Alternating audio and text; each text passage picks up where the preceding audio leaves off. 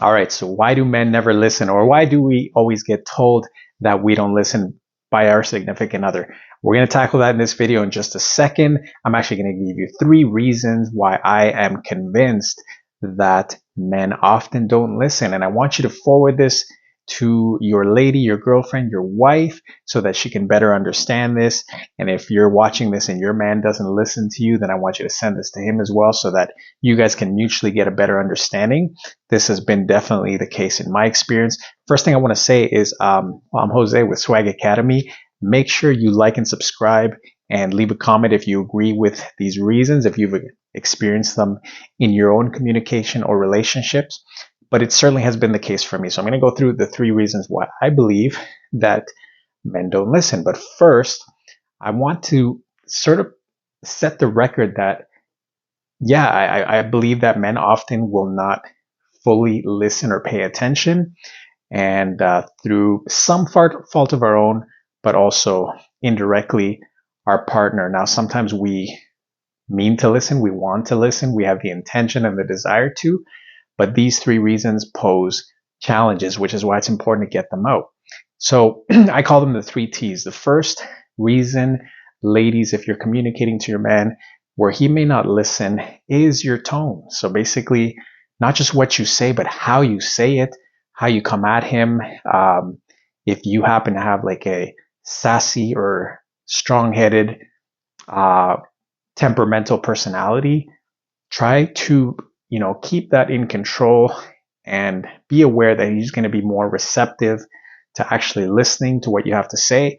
If your tone is more, I guess, a non-threatening and just loving, right? Coming from a loving place, giving constructive feedback. So watch the tone and make sure that you're coming at him not so not so hard with criticism.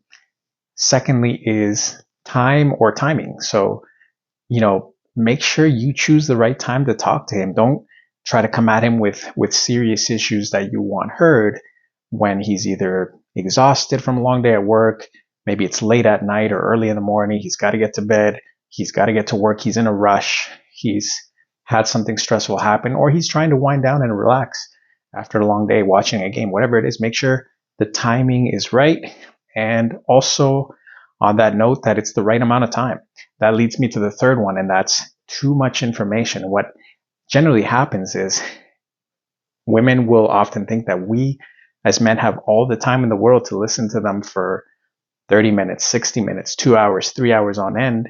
And that's simply not the case. We are busy. We have things to do.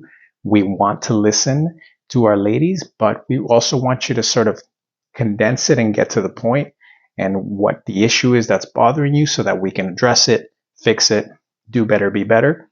But ladies, you need to learn to be able to organize those thoughts beforehand and not sit there and rant on him for 3 hours, because I guarantee you what goes in one ear is going to come out the other. He's not going to be able to retain all of that information.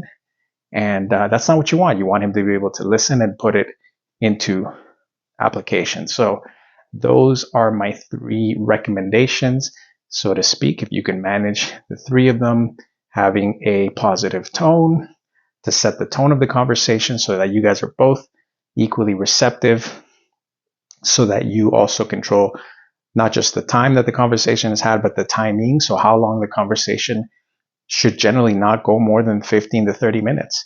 If you need to put a time out and pause and be like, let's pick this up a little bit later, then do that. That way you guys can process the information, do a little brainstorming, reflect on it, come back later that day or the next day and be able to tackle that with some solutions.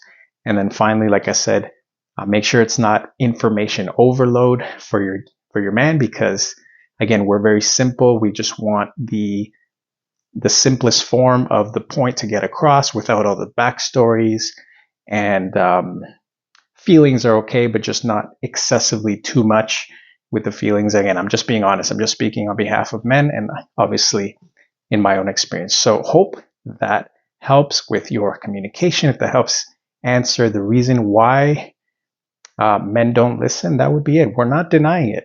Like I said, we have good intention. We want to listen to you. We really do. We're not trying to be jerks, but work with us, meet us halfway.